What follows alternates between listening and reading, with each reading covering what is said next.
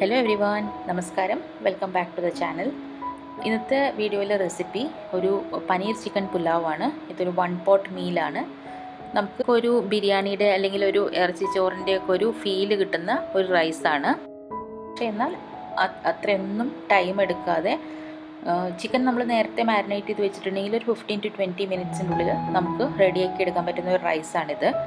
Lunch ബോക്സിൽ pack ചെയ്ത് കൊണ്ടുപോകാനും അല്ലെങ്കിൽ പെട്ടെന്ന് നമുക്ക് വളരെ പെട്ടെന്ന് ലഞ്ചിനോ ഡിന്നറിനോ ഒക്കെ റെഡിയാക്കി എടുക്കാൻ പറ്റുന്ന ഒരു റൈസ് ഡിഷാണ്. അപ്പോൾ നമുക്ക് ഇതെങ്ങനെയാണ് റെഡിയാക്കുക, ഇതിന് വേണ്ട സാധനങ്ങൾ എന്തൊക്കെയാണെന്നും നോക്കാം.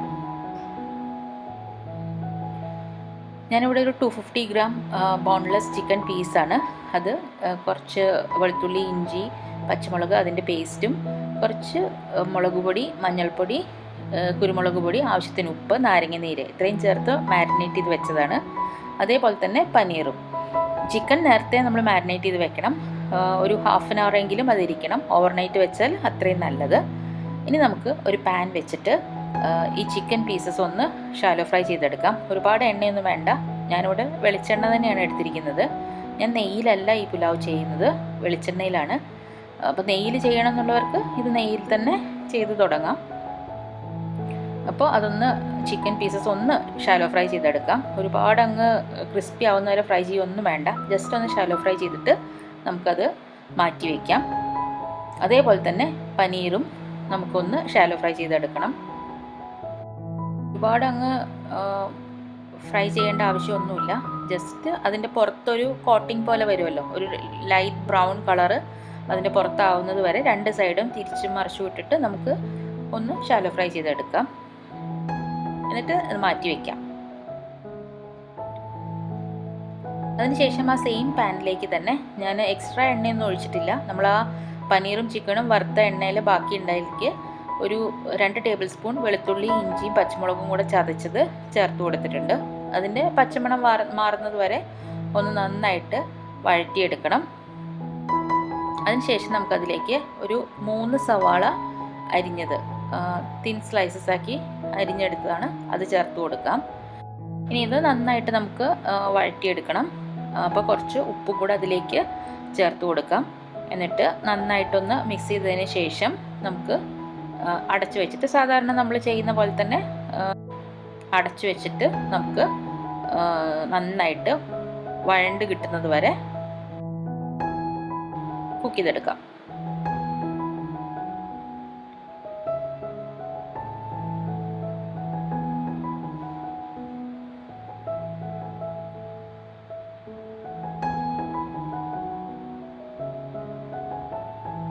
ഇപ്പോൾ സവാള നന്നായിട്ട് വാടി വന്നിട്ടുണ്ട്. ഇനി നമുക്ക് ഇതിലേക്ക് മസാലപ്പൊടികൾ ചേർത്ത് കൊടുക്കാം. ഈ പുലാവിൽ നമ്മൾ ഒരുപാട് സ്പൈസസ് ഒന്നും ചേർക്കുന്നില്ല. ജസ്റ്റ് കുറച്ച് മുളക് പൊടിയും ഗരം മസാലയും മാത്രമേ ചേർക്കുള്ളൂ. 1 ടേബിൾ സ്പൂൺ മുളക് പൊടി, എരിവുള്ള മുളക് പൊടിയാണ്. ഓരോരുത്തരുടെ എരിവിനനുസരിച്ചിട്ട് ചേർത്താൽ മതി. ഞാനിവിടെ ഒരു 3 കപ്പ് അരി എടുക്കുന്നുണ്ട്. അപ്പോൾ 1 ടേബിൾ സ്പൂണോളം മുളക് പൊടി ചേർത്ത് കൊടുത്തിട്ടുണ്ട്. പിന്നെ 1 ടീസ്പൂൺ ഗരം മസാലയും ചേർത്ത് കൊടുത്തിട്ടുണ്ട്. ഇത്ര മാത്രമേ ഇതിൽ ചേർക്കുന്നുള്ളൂ. മല്ലിപ്പൊടി വേറെ ഒന്നും ചേർക്കുന്നില്ല. നന്നായിട്ട് മിക്സ് ചെയ്തിട്ട് മുളക് പൊടിയുടെയും പച്ചച്ചുവയൊന്ന് മാറുന്നത് വരെ വഴറ്റിയെടുക്കണം. അതിനുശേഷം നമുക്കിതിലേക്ക് അരിഞ്ഞു വെച്ചിരിക്കുന്ന ഒരു വലിയ തക്കാളി അല്ലെങ്കിൽ ഒരു 2 മീഡിയം സൈസ് തക്കാളി ചേർത്ത് കൊടുക്കണം. എന്നിട്ട് നന്നായിട്ട് വഴറ്റിയെടുക്കാം. ഇത് 2 മീഡിയം സൈസ് തക്കാളിയാണ്. വലിയ തക്കാളിയാണെന്നുണ്ടെങ്കിൽ ഒരെണ്ണം എടുത്താലും മതി. എന്നിട്ട് സാധാരണ നമ്മൾ ചെയ്യുന്ന പോലെ തന്നെ തക്കാളിയും നന്നായിട്ട് വഴറ്റി അടച്ചു വെച്ചിട്ട് കുക്ക് ചെയ്തെടുക്കാം.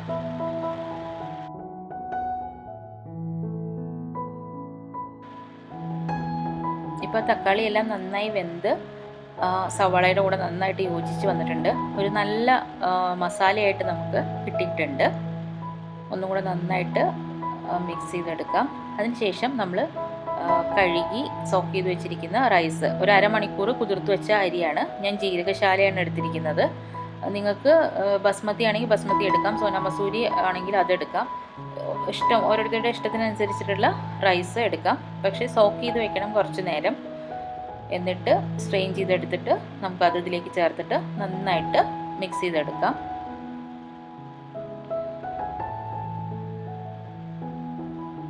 പിന്നെ നമ്മൾ അതിലേക്ക് ഷാലോ ഫ്രൈ ചെയ്ത് വെച്ചിരിക്കുന്ന ചിക്കനും പനീറും കൂടെ ചേർത്ത് കൊടുത്തിട്ട് നന്നായിട്ട് യോജിപ്പിച്ചെടുക്കാം. പതിയെ ഇളക്കണം, ഇല്ലെങ്കിൽ ആ പനീർ ചിലപ്പോൾ ഒന്ന് പൊടിഞ്ഞു പോകാനുള്ള ചാൻസ് ഉണ്ട്. അപ്പോൾ അതുകൊണ്ട് പതിയെ ഇളക്കുക, ഒരുപാടങ്ങ് കുത്തി കുത്തി ഇളക്കാതിരിക്കുക. നന്നായിട്ട് എല്ലാം കൂടെ ഒന്ന് യോജിപ്പിച്ചെടുത്താൽ മതി.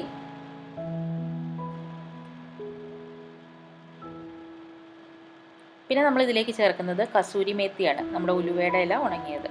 ആ കസൂരി മേത്തി ഒരു 1/2 ടീസ്പൂൺ ചേർത്ത് കൊടുക്കാം. നമുക്ക് കുറച്ചെടുത്തിട്ട് കയ്യിലിട്ടിട്ട് നന്നായിട്ട് ഇങ്ങനെ ക്രഷ് ചെയ്തതിന് ശേഷം ചേർത്ത് കൊടുക്കാം. ഏകദേശം ഒരു 1/2 ടീസ്പൂൺ കാണും. അതിൻ്റെ ഫ്ലേവർ, ഇതൊരു നല്ല ഫ്ലേവറാണ് തരിക ഈ പുലാവിന്. അപ്പോൾ ഇഷ്ടമുള്ളവർക്ക് ചേർക്കാം, ഇല്ലെങ്കിൽ ചേർത്തില്ലെങ്കിലും കുഴപ്പമൊന്നുമില്ല. പിന്നെ നമ്മൾ തേങ്ങാപ്പാലാണ് ഇതിൽ ചേർക്കുന്നത്. ഒരു 2 കപ്പ് തേങ്ങാപ്പാൽ ചേർത്ത് കൊടുക്കണം.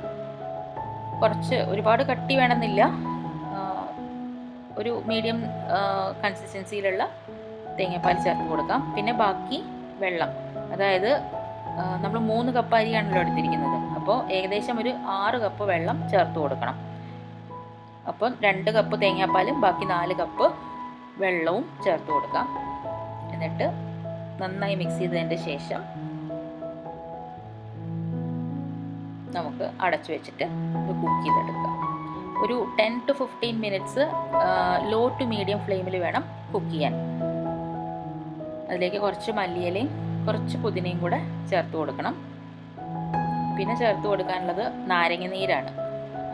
ഒരു ടേബിൾ സ്പൂൺ മുതൽ ഒരു 1.5 ടേബിൾ സ്പൂൺ വരെ നാരങ്ങ നീരും കൂടെ നമുക്ക് ചേർത്ത് കൊടുക്കാം. കുറച്ചൊരു പുളിയുള്ളത് നല്ല ടേസ്റ്റാണ് പുലാവിന്.